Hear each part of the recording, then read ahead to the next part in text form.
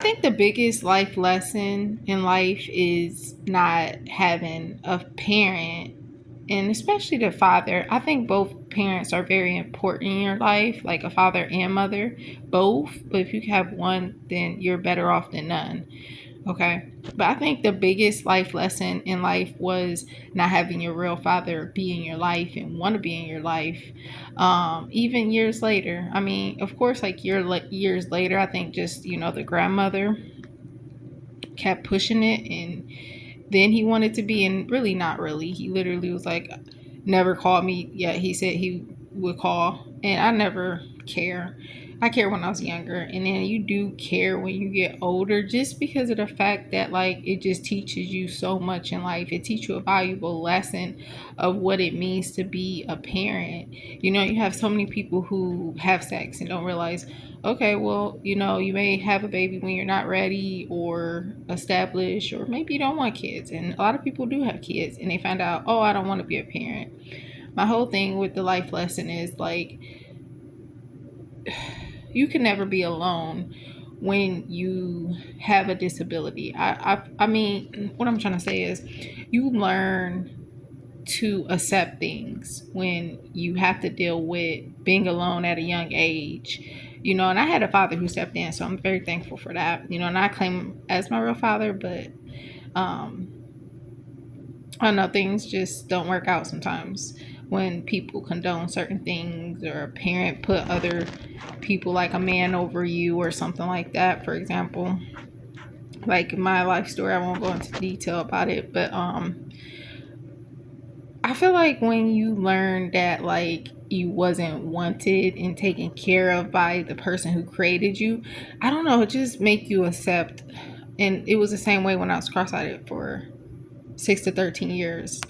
6 to 13. And it just teaches you so much about it's okay to be alone. Then it didn't make sense. Of course you didn't want, like I said in my last videos, you don't want to be alone.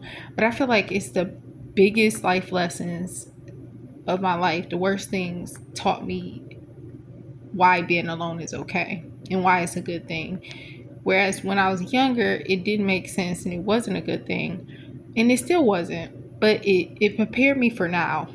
I honestly do feel like we'll never know why things happen to us until we go to heaven. But I honestly feel like it was preparing me for now.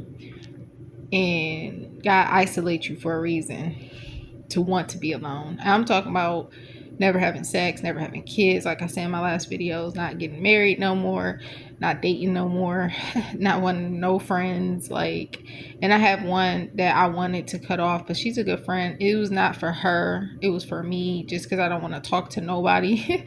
Like, I plan on keeping in contact with my elders. And it's to the point where that's how much I want to be alone, where I don't even want to talk to people I do love, or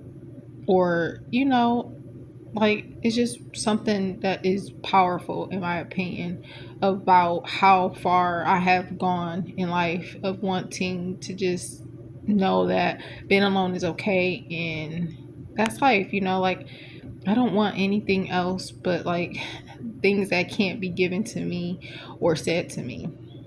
It's like from Jesus, like a healing, and that's it. But I don't know, it just got to the point where I was like, let me not give up, the one Christian friend, because she's older.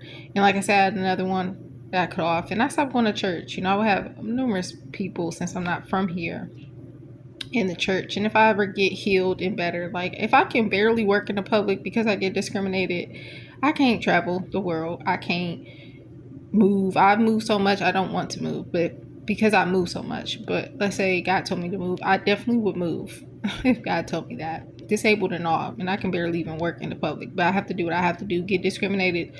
Basically, everything I experienced as a kid, because I was cross-eyed, by kids I dealt with, even by adults, is now what I have to deal with. It's just differently because I'm an adult now.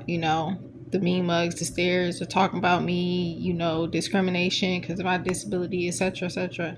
But anyways, I just feel like when you grew up without a father, it taught you the best lesson ever.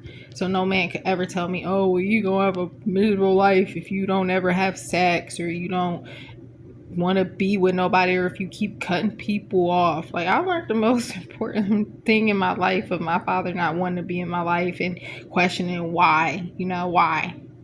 And I think it's the most selfish thing anybody can do. And I forgive them and love them. I forgive everybody. I don't hate nobody. Okay, that's how you have a good heart and make sure your heart is clear. But that's the biggest lesson, is knowing that you wasn't wanted and somebody created you and didn't even take care of you and wasn't, and still be like, well, careless. Like, yeah, I created this person, I had sex, I'm gonna live my life, like, bump her, I don't know. It's deeper than what I'm trying to put together, because I could say so much about the biggest lesson, of basically your father who created you don't want to help, who don't just want to be in your life. I think it just teaches you a lot, and prepares you for life, basically. God bless.